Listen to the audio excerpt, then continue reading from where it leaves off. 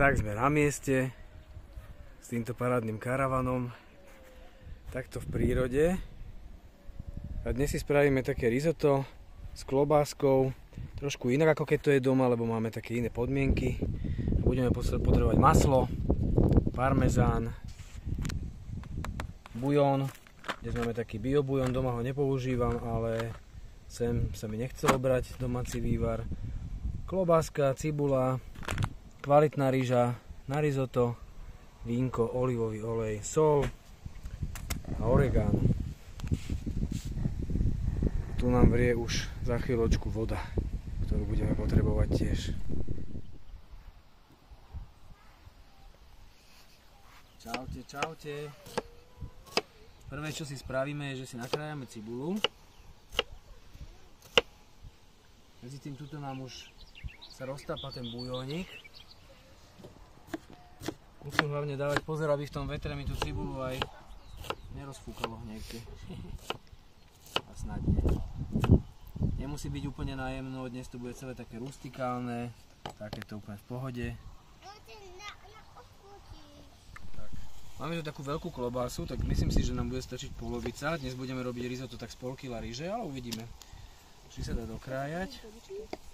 Takto. Klobásku. Takúto krásnu si nakrájam na také kocky. To je paráda. Máme krásne počasíčko, slniečko svieti, klobáska rozvoňáva, že? Moja dcera Izabelka je dnes kameraman. Tak. Ukážeme si na aké asi kocky. Toto je naozaj taký divoký recept, takže nemusíte ho vôbec dodržiavať, je to iba taká inšpirácia. Dáme si na takéto malé kocky a si ich tak opražíme do chrumkava. Super. Na zdravíčko, ochutnáme vínko, či je dobré. Na zdravíčko. Na zdravíčko. Lebo víno, ktoré dávame do jedla, nám musí vždy chutiť. To je základ. Máme tu kvalitný olivový olej, ktorý si dáme takto na panvičku a super, lebo už je to aj rozohriaté. Krása. Tak. Cibulka.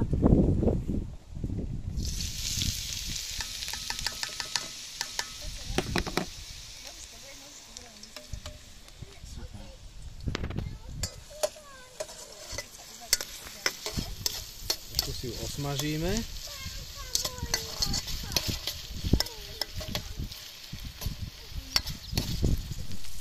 Cibulku máme takto pekne opečenú. Dáme si.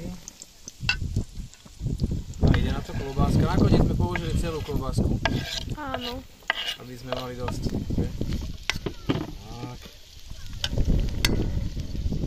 Zrazu fúka. Uvidíme, či sa nám to podarí v tom vetre, ale vyzerá, že zatiaľ nám to horí pekne. Tak a teraz si opražíme túto klobásku. Aj jak to vyzerá ako paprika. Pustí, ona pustí tú paprikovú chuť a cesnakovú a tak. Parádno.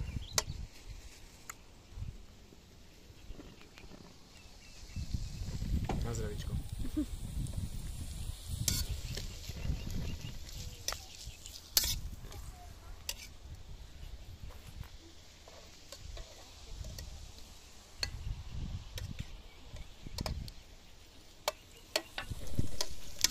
Klobáska nám už pustila krásnu šťavičku.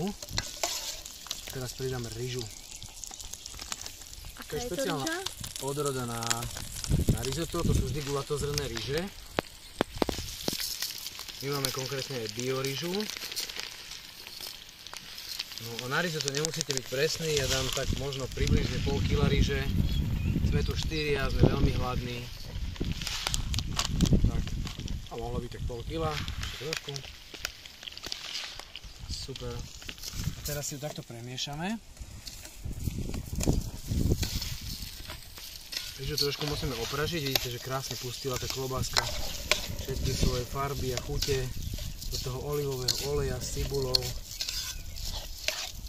Teraz sa to pekne vpije do tej ríže. Chvíľočku si ju vždy takto opražíme na oleji. To je základ dobrého risota. Úžasné.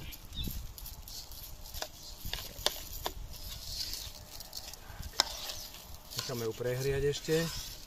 Tu nám fúka ten vietor, takže ten plameň máme chvíľu taký, chvíľu taký.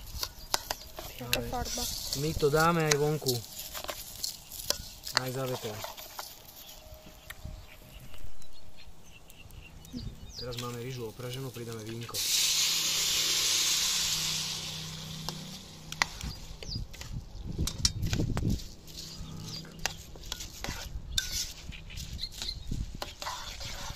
Pridáme ešte.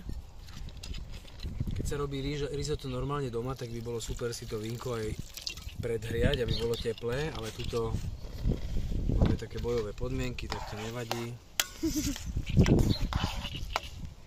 Vtáčiky nejaké nám do toho spievajú. No, to je také prsteniariky. To je prsteniarik. Keďže tu nemáme veci, chýbajú nám veci napríklad ako strúhadlo na parmezán, tak si pomôžeme nožíkom. Nakrájame si parmezán. Môžem ochutnať jeden plátok. Jasné, ale až za chvíľu. Dáme si ho tam veľa, nebudeme šetriť. Musí byť veľa. Lebo máme aj veľa ryže.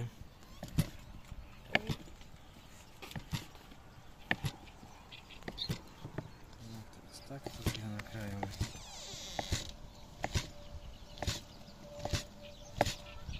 Vždy sa treba nejako vynájsť.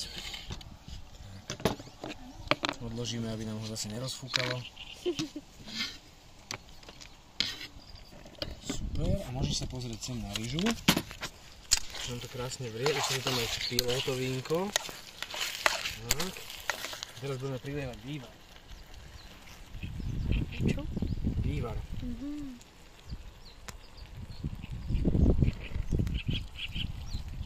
Tak. Vývar máme zohriatý, teda v tomto prípade máme bujón. Lebo sme v prírode, doma by to bol domáci vývar, teraz máme zeleninový nejaký biobujón. Tak, a budeme miešať a budeme pridávať a miešať a pridávať a miešať a pridávať. A pridáme si aj trošku origána sušeného. Je to talianské risotto s takým španielským nádychom teraz. Super.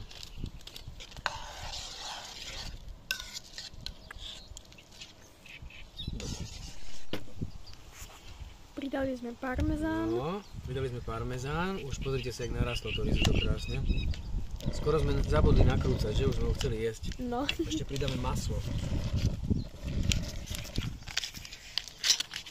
Masla pridáme. Do masla nikdy nie je dosť. Tak. Koľko len chceme, takže toľko to. Napríklad. Za chvíľočku bude naše risotko hotové. Vyzerá to fantasticky. Takže z pol kila ryže máme toľko to risota. No a jak to vonia, že? Trošku ako šafranové. Trošičku, lebo tam je to vínko. Krása. Naberám ti v takej luxusnej väznici. Väznici, no. Tak máme podelenú prácu. Ja varím a ty naberáš, nie? Ty varíš, ja jem. Tak. Čiže tu si zachyckala. Naberám ti poriešek, jak v luxusnej väznici, pozri. Krásne.